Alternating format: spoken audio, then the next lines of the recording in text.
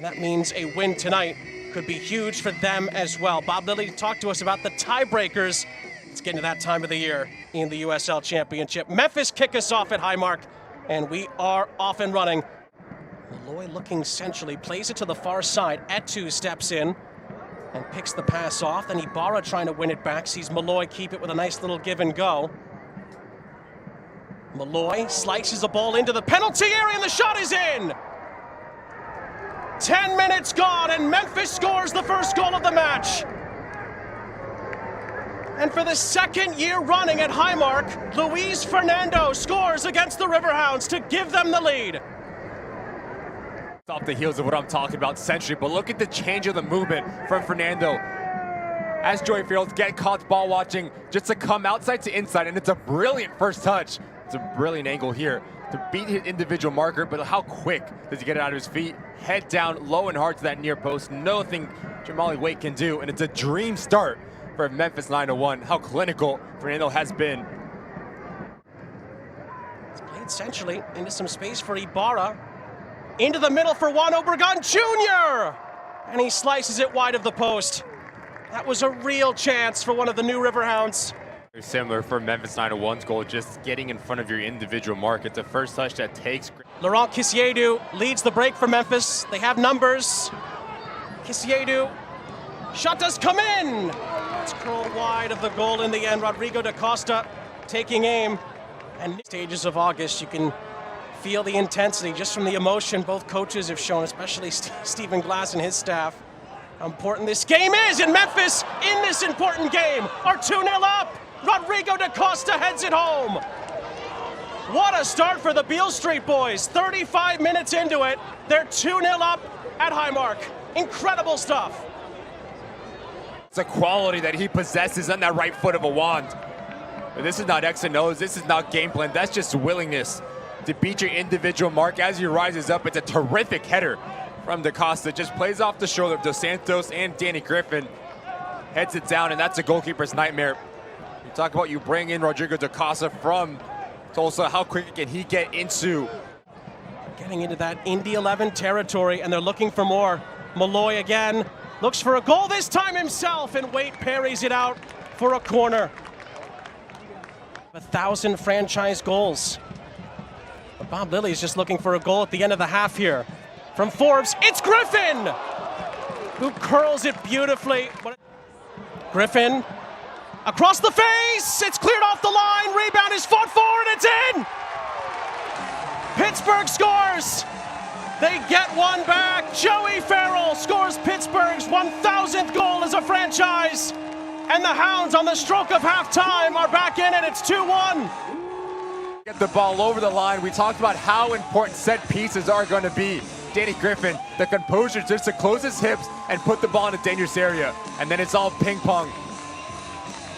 Joey Farrell is the last one to get a touch on it. Pure will. Pittsburgh has a set piece to work with 3 minutes left in the half. You commit numbers in around that 18-yard box, good things happen, especially with quality service. And now Ordóñez tried to equalize from the set piece, and at point-blank range, Romig has to make another. Griffin. Etu looking for Kenardo Forbes. Forbes is crossed into the middle, at the back post, it's in! Danny Rovira equalizes for the Riverhounds. And from 2-0 down, Pittsburgh are level. It's 2 each. Your wingbacks involved in the final third. Junior Etu understands if I thread this needle into Kenardo Forbes, he's going to get into the interior. He's going to pull out Aaron Molloy. And then that leaves a lot of real estate on the backside. Everyone's ball watching. Everyone's crashing that near post. Who's going to make that far post run? Don't miss a minute of the action in 2023, whether your club is on the road or at home. Catch nearly every second of USL Championship action on ESPN+. This ball is sent into the middle. It's Obregón Jr. saved by the goalkeeper. A second try, and it is in. Pittsburgh have totally turned the game on its head now. Juan Obregón Jr.'s first goal for the club sees the Riverhounds come from 2-0 down to lead 3-2 at Highmark. It's 9-1. That's your right back pressing so high, and your right center back Graham Smith that gets beaten. As the ball comes centrally, Jelani Peter's just so unlucky. Loses his footing. Second bite at the apple. Obregón does very well initially to open up his hip, but it's straight at Romig. But as the ball pops out, give credit to the center back. Excuse me, to the center striker. Second bite at the apple, makes no mistake about it. A slip there. Sees Obregón Jr. play it in for Ibarra. Showunmi's through the middle for Pittsburgh. It's Tola, Showunmi, 4-2. Brilliant finish. Fourth goal of the season for Tola Showunmi. Pittsburgh trailed by 2-0 in this game. With half an hour left, they lead by 2. It's Pittsburgh 4, Memphis 2. Defending 101, that's your center back, Graham Smith, that steps up into that midfield third. And as he does that, it's slow in rotation.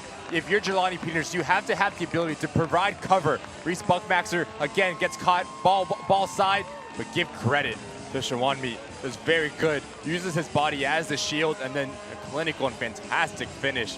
Guides it into that far post. Forbes, inviting ball out wide here. Curling ball in by Rovira, it's Dikwa! And what a chance for Albert Dikwa to add on to his goal-scoring tally. Went to join the attack as a wingback and had the quality of service that we've seen from Rovira.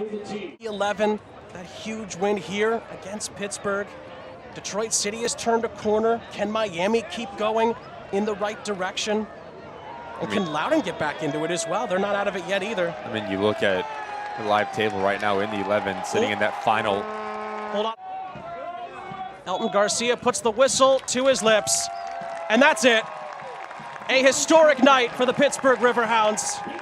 They come from 2-0 down to beat Memphis by 4 goals to 2.